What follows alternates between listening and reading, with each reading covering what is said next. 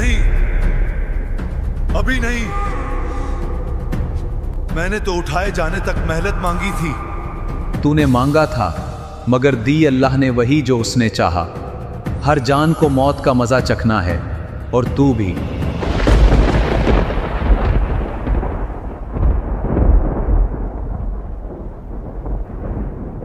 کچھ سوال صرف ذہن نہیں ہلاتے، انسان کے اندر کا سکون بھی چھین لیتے ہیں۔ آج کا سوال بھی ایسا ہی ہے۔ شیطان ابلیس جسے مہلت ملی، آخر اس کی روح کیسے قبض کی جائے گی؟ وہ جس نے صدیوں تک انسان کو یہ کہہ کر بھگایا ابھی وقت ہے، اب اس کے لیے بھی ایک گھڑی لکھی جا چکی ہے، ایک مقرر گھڑی۔ قرآن بتاتا ہے کہ ابلیس نے کہا، اے میرے رب، مجھے اس دن تک مہلت دے جب لوگ دوبارہ اٹھائے جائیں گے۔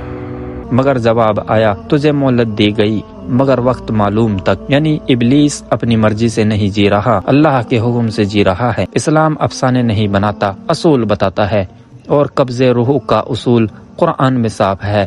اللہ فرماتا ہے، اللہ ہی جانوں کو موت کے وقت اور نیند کے وقت قبض کرتا ہے۔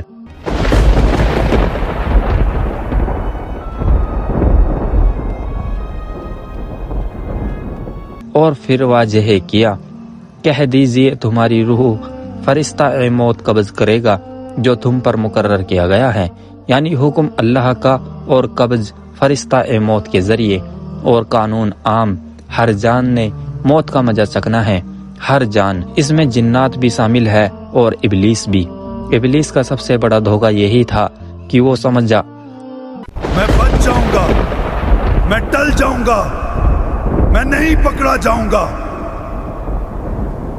میں نے انہیں بلایا، وہ آئے، میں نے راستے سجائے، وہ چلے، میں نے ان کے گناہ کو خوبصورت بنایا، وہ خوش ہوئے۔ لیکن پھر وہ دن آتا ہے جب فیصلہ ہو چکا ہوتا ہے، اور قرآن کہتا ہے اس وقت شیطان اپنے پیروکاروں سے خود کہے گا، اللہ نے تم سے سچا وعدہ کیا تھا اور میں نے بھی وعدہ کیا، مگر میں نے خلاف کیا، میرا تم پر کوئی زور نہ تھا، میں نے تو بس تجھے بلایا اور تو نے مان لیا، لہٰذا مجھے ملامت نہ کرو، خود کو ملامت کرو۔ یہ جملے ابلیس کی سب سے بڑی شکست ہے۔ میں نے صرف بلایا تھا، پھر وہ کیوں آئے؟ میں نے ہاتھ تو نہیں پکڑا۔ قرآن نے ابلیس کی مہلت کی آخری حد بتا دی، وقت معلوم۔ یہ وقت کیا ہے؟ قرآن نے اس کی ٹھیک تاریخ نہیں بتائی، کیونکہ اصل مقصد تاریخ نہیں، سبق ہے۔ ابلیس کی زندگی بھی حد میں ہے، وہ خود کو ہمیشہ سمجھاتا رہا، مگر وہ بھی فانی ہے۔ فرشتہ موت، وہ جسے قرآن میں ذکر کیا گیا، وہ کسی سے نفرت کی بنیاد پر نہیں آتا، وہ حکم الہی پر آتا ہے۔ ابلیس، تیری مہلت پوری ہو گئی، یہ وہی لمحہ ہے، وقت معلوم۔ نہیں، ابھی نہیں، میں نے تو اٹھائے جانے تک مہلت مانگی تھی۔ اور یہی وہ مقام ہے جہاں قرآن کا فرق کھلتا ہے۔ ابلیس نے قیامت تک، مگر اللہ نے فرمایا وقت معلوم تک۔ تو نے مانگا تھا مگر دی اللہ نے وہی جو اس نے چاہا۔ ہر جان کو موت کا مزہ چکھنا ہے اور تو بھی۔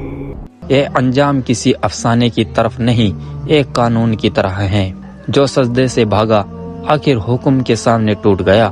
بہت لوگ سمجھتے ہیں کہ شیطان انسان کو زبردستی گناہ کراتا ہے، مگر قرآن نے اس کی حد بتا دی، میرے بندوں پر تیرا کوئی زور نہیں۔ یعنی شیطان کا ہتھیار وسوسہ ہے، زبر نہیں۔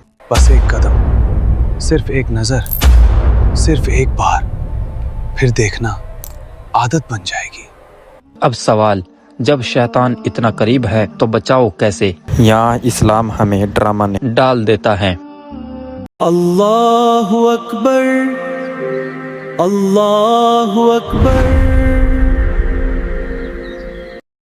نبی صلی اللہ علیہ وسلم نے فرمایا، جب اذان ہوتی ہے تو شیطان پیٹ پھیر کر بھاگتا ہے۔ اذان صرف آواز نہیں، یہ اعلان ہے، یہ زمین اللہ کی ہے۔ آیت الکرسی صحیح بخاری میں واقعہ ہے۔ صدقہ حفاظت کے دوران شیطان نے بتایا، سونے سے پہلے آیت الکرسی پڑھ لو، اللہ کی طرف سے محافظ مقرر ہوگا اور شیطان قریب نہیں آئے گا۔ اور نبی صلی اللہ علیہ وسلم نے فرمایا، اس نے سچ کہا، حالانکہ وہ جھوٹا ہے۔ ہاں، آیت الکرسی یہ وہ دیوار ہے جسے میں پار نہیں کر سکتا۔ शैतान की रूह कैसे कब्ज होगी? अल्लाह के हुक्म से फरिश्ता मुफ्त के जरिए वक्त मालूम पर। मगर असल सवाल ये है, हम अपनी रूह के लिए तैयार हैं? क्योंकि जिस दिन फैसला हो गया, इब्लीस कहेगा मैंने तो बस बुलाया था, तुम आए क्यों? वक्त मालूम उसका भी आएगा और हमारा भी। फर्क सिर्फ इतना है, आज हम किसकी सुनते हैं, रब की या वसवसे की।